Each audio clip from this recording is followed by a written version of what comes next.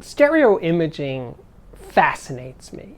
It fascinates me that two speakers, two boxes usually, can create an illusion of space and localization of the speaker, the singers in the center and the guitars on the right, and do it with a good recording amazingly well. Does it sound exactly like being there? No, but depending on the recording, it can get you some of the way there. That's the miracle of stereo imaging.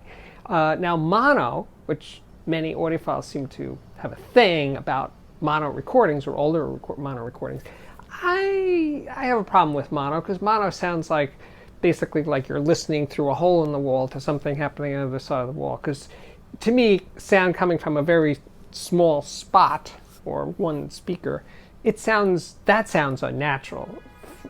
A lot less natural than a spread of instruments, which is kind of the way we would hear them in real life, which is hence, I think, the reason why stereo came into existence in the first place, right? Was this mono thing just sounded kind of small, and that real life music is spread out if it's more than one musician, right? Okay, so that's kind of where I'm coming from with mono. But anyway, I'm kind of riffing on this recent John Atkinson As We See It from Stereophile magazine, and I will link to that directly below in the description box, what I'm kind of thinking about as I turn on the camera to make this video. And then, John Atkinson brought up this idea that when you hear live music, like concert music, or classical music, and you're sitting a certain distance from the orchestra, it sounds like mono.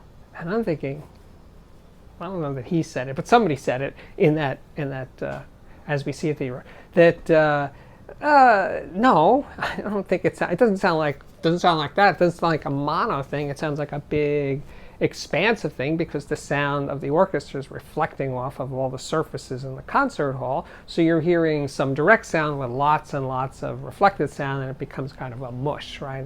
There's not specific localization when you're sitting some distance from musicians playing. When you're close up, you can point to every single one of them and say, there they are, there they are. You could do it with your eyes closed too. You could just point to them.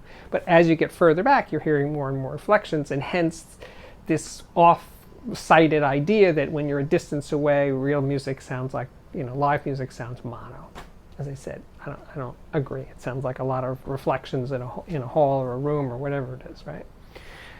But in terms of you at home listening to stereo, well, I've known for a long time, and Atkinson talked about it in this piece, that if you can, with a mono pink noise, let's say, have a solid center image, really, really tightly focused, if you can do that with your two speakers, you will automatically have, when you play stereo, a properly, let's say, focused stereo soundstage.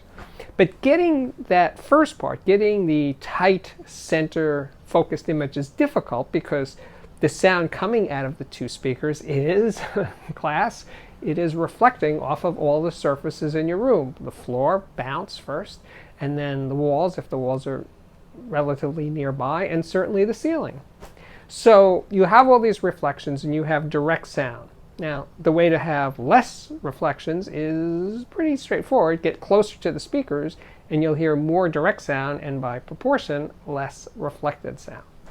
So, but you can still do it at a distance just by carefully, towing the speakers in, aiming them, putting a thick rug on the floor, having them, the left and right speakers not near walls. Depending on your ceiling, put some kind of treatment or diffusion on your ceiling. If that's your goal, if you really want to have a sharply focused stereo image as possible, soundstage as possible, you need to take these extraordinary steps to get there.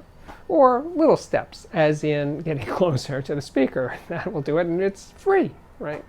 So, and also moving the speakers further out into the room, that is away from the wall behind them, which is also a source of reflection. So as the speakers get closer to you and further away from the walls around them, you'll hear more and more direct sound and therefore more exact imaging.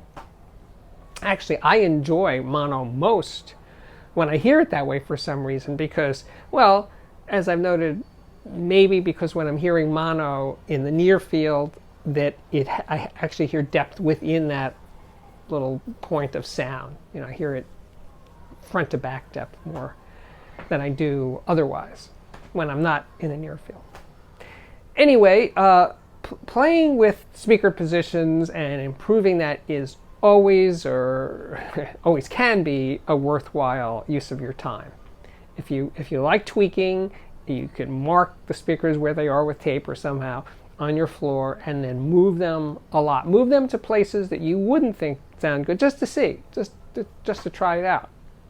I've done it I don't know, thousands of times, and it never gets old, because every time I move the speakers to a different position, they sound different, and that's cool, right? Same speaker, same investment in all in the system, and yet I can get new sounds every time I move the speakers. If you move the speakers from this wall to that wall or that wall, they're going to sound different. So it's an exercise, literal and otherwise. My name is Steve Guttenberg. This is the Audiophiliac Daily Show, and it comes up daily. I used to say every day of the week. I am now going to say, at least for the summertime of 2019, I may skip a day or two, so it may be 5 or 6 or 7 days a week. So in any case, lots, hundreds. I'm nearing 600, or by the time I post this, 600 videos on this YouTube channel. There's lots of playlists to check out for speaker reviews, music reviews, Audiophiliac of the Day interviews, all kinds of good stuff in those 600 episodes.